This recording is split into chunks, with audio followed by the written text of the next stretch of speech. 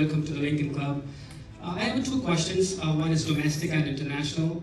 Domestic is, I see so many candidates speaking about so many issues, but the major issue we see here in the United States is religious freedom. And religious freedom is not about religion, but freedom of speech, freedom of expression, and freedom of conscience. And especially here in the US, we see so many churches being attacked. Faith is being attacked, and also many other minorities, Hindus, Muslims, their faith has been attacked. What are your comments on that? And internationally, we see that since you're running for president, how does your foreign policy look on China's human rights abuses? And also, we're coming from India, we have so much of persecution in India, in Pakistan, where Hindus are being tortured, Christians and Muslims. How does your foreign policy look on religious freedom in the United States and around the world?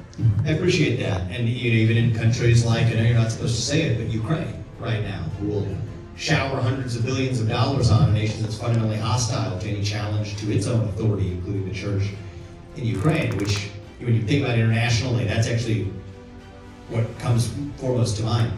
So the first observation I'll make, I think there's a powerful kernel in there, which is the government's assault on any religion is an assault on all religions, actually.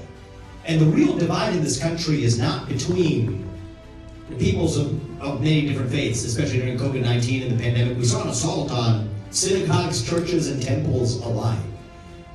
COVID-19 really didn't cause it, it just surfaced a fundamental hostility that our government has towards traditional faith in the first place. And so in some ways, if there's something simmering underneath the surface, we might as well bubble it up. Let's smoke it out and have at it. Right, what we have is a fundamental hostility towards faith in this country. But my view is that the real divide is not between the members of those different faiths.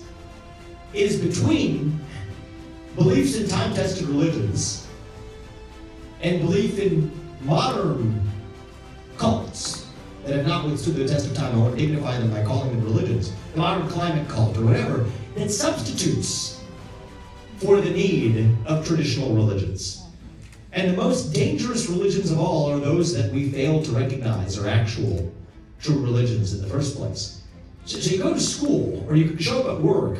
We have laws in this country that say that the employer or the school cannot force you to bow down to their religion. Fair enough. Yet, take the modern woke orthodoxy. Certain words you can't say, clothes you can't wear, apologies you must recite, excommunication procedures of cancellation that must be initiated. This meets certainly the Supreme Court's test for what counts as a religion. And yet we're absolutely requiring employees in corporate America, to teachers and students in our schools, to bend the knee to that new orthodoxy. It's a religion. And so I think if you see it that way, that actually opens up a lot of opportunities for solutions. I've said that I'm going to use the U.S. Department of Justice to even-handedly enforce the civil rights laws in this country. I think it's a civil rights violation hiding in plain sight, forcing you to bend the knee to a modern secular religion that you do not wish or have any obligation to bend the knee to. That to me is the biggest assault on religious liberty. It isn't even the assault of non-religious principles on religious ones. It's actually a new state religion that is being imposed on people who happen to subscribe to time-tested religions that actually have their own purpose for meaning, satisfied, justified. And the truth is, this is also part of what gives me a strong sense of purpose to do this. Many of you know this, I'm Hindu. I share the same Judeo-Christian values that this nation was founded on. We live by those values. But in some ways it will be, I'm 38, I'm a member of a different generation. It will be easier for me to make faith and family and hard work cool again for the next generation. That's part of my job, my duty, my responsibility.